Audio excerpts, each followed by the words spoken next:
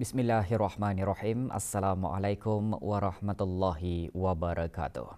Status harian normal baharu COVID-19. 2 kes berada dalam kategori 4 iaitu memerlukan bantuan oksigen dan di bawah pemantauan rapi. Kementerian Kesihatan memaklumkan 343 kes dilaporkan sembuh.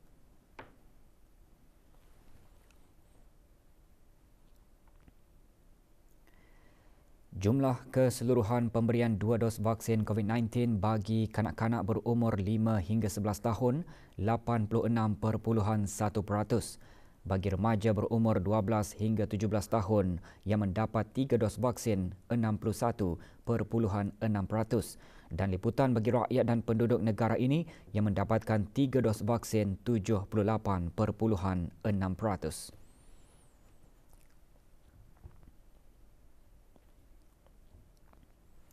Para mu'alaf diharap untuk terus berusaha meningkatkan ilmu dan amalan beragama Islam secara yang difahami, diikuti dan diamalkan di negara ini. Dengan cara itu, mereka yang berlainan agama juga akan berbuat yang sama bagi memelihara keharmonian hidup berkeluarga dan jiran tetangga dalam sama-sama menghormati kerasmian Islam agama negara. Menteri Hal Ehwal Agama berharap agar Pusat Dakwah Islamiah melalui bahagian pembangunan mu'alaf dan urus setiap program keagamaan belia akan terus aktif merancang dan melaksanakan program memantapkan dan seterusnya meningkatkan daya tahan saudara-saudara baharu.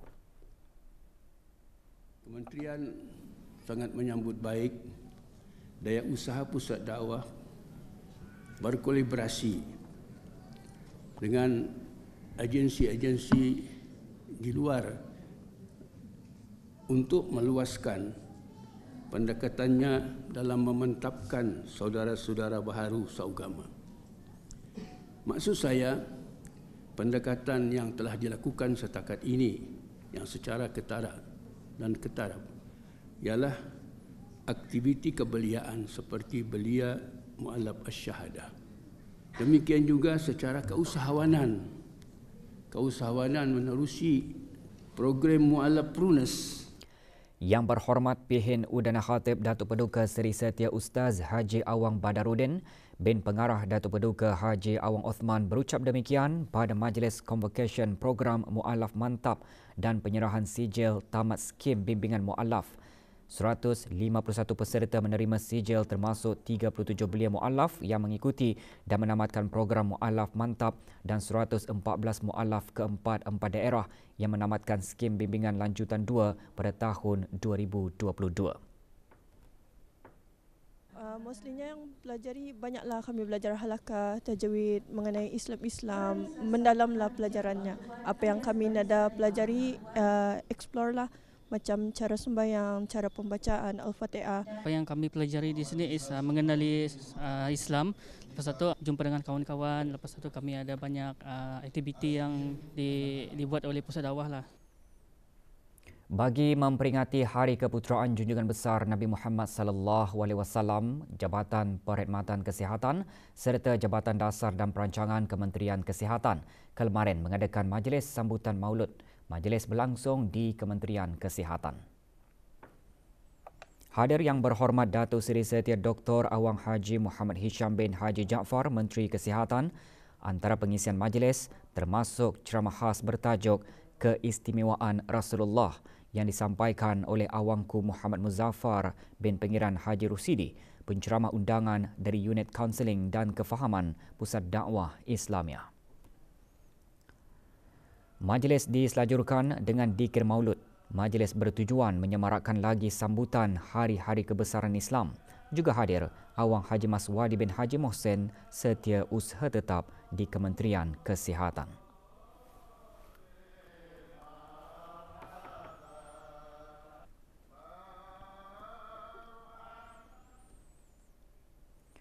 Major Jeneral Datuk Paduka Seri Haji Muhammad Hazaimi bin Bul Hassan, Pemerintah Angkatan Bersenjata di Raja Brunei, dianugerahkan pingat Tentera Malaysia berprestij, Darjah Kepahlawanan Angkatan Tentera Malaysia, Panglima Gagah Angkatan Tentera PJAT Kehormat.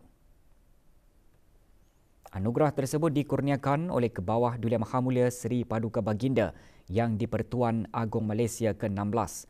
Istiadat pengurniaan tersebut berlangsung di Istana Negara, Kuala Lumpur.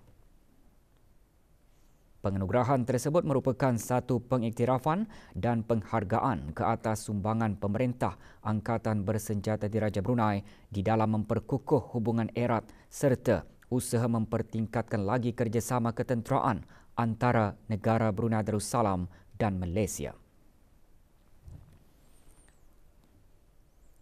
Dalam meningkatkan kesedaran, meluaskan pengetahuan serta kecekapan mengenai gaya hidup sihat, Kementerian Pendidikan mengadakan aktiviti senaman bagi program Workplace and Health WAH. Pembukaan aktiviti diadakan kemarin di kawasan letak kereta Ibu Pejabat Kementerian Pendidikan.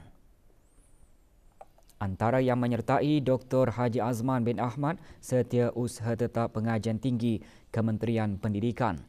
Program dihasrat meluaskan pengetahuan serta menekankan kepentingan tindakan bersepadu dalam mengesan serta mencegah dan menangani risiko penyakit-penyakit tidak berjangkit khususnya di tempat kerja. Sebanyak 30 sesi aktiviti senaman akan dijalankan secara berjadual di semua cawangan daerah yang akan diketuai oleh ketua-ketua jabatan dari Kementerian Pendidikan. Aktiviti dikendalikan melalui bahagian kesihatan, keselamatan dan alam sekitar, Jabatan Pentadbiran dan Perkhidmatan dengan kerjasama Jabatan Pendidikan Co-Curriculum.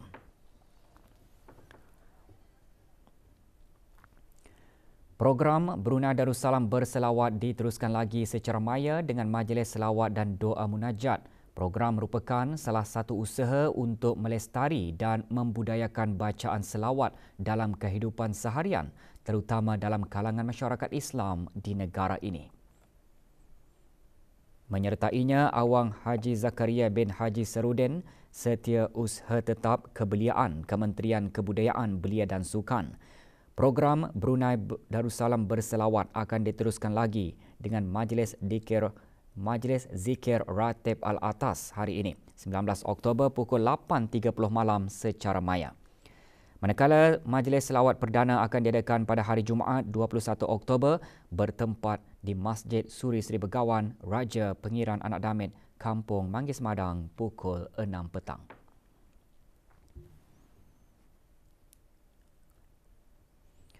Pelaksanaan BRUHIMS Enhancement Picture Archiving and Communication System, ringkasnya BRUHIMS PAC, berperanan penting dalam aliran kerja secara klinikal dalam perkhidmatan radiologi dan kardiologi. BRUHIMS PAC juga menyokong ke arah aspirasi Kementerian Kesihatan dalam memperkukuhkan sistem dan perkhidmatan penjagaan kesihatan.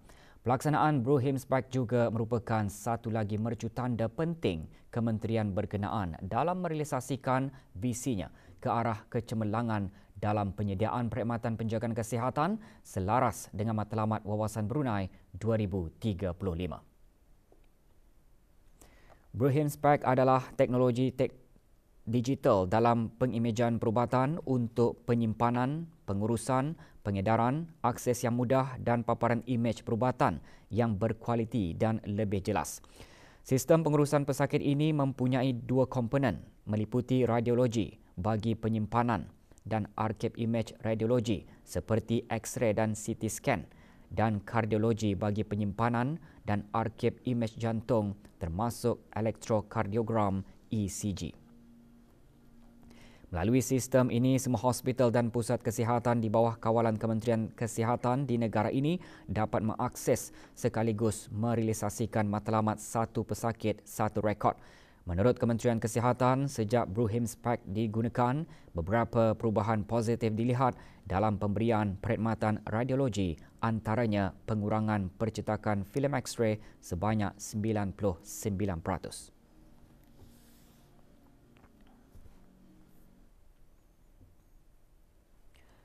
Dengan tema Iman Dikarihi Keluarga Harmoni, bahagian khidmat nasihat keluarga Jabatan Hal Ehwal Syariah Kementerian Hal Ehwal Ugama mengendalikan kursus pasca perkahwinan selama 3 hari bermula kemarin.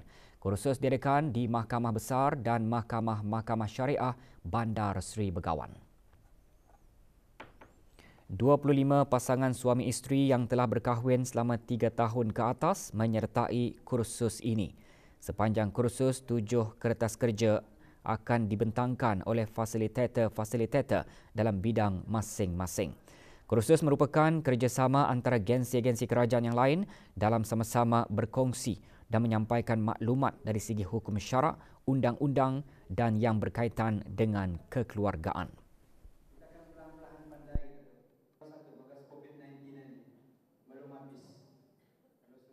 Antara objektif kursus yang pertama yang mengukuhkan kefahaman mengenai pentingnya institusi keluarga Islam dalam masyarakat. Yang kedua, meningkatkan kesedaran mengenai hak dan tanggungjawab terhadap keluarga. Yang ketiga, menyalurkan pengetahuan mengenai jalan ataupun saluran yang betul untuk mempertahankan hak dalam rumah tangga. Yang keempat, meningkatkan persefahaman dan perasaan kasih sayang di antara suami isteri sesuai dengan tuntutan Islam.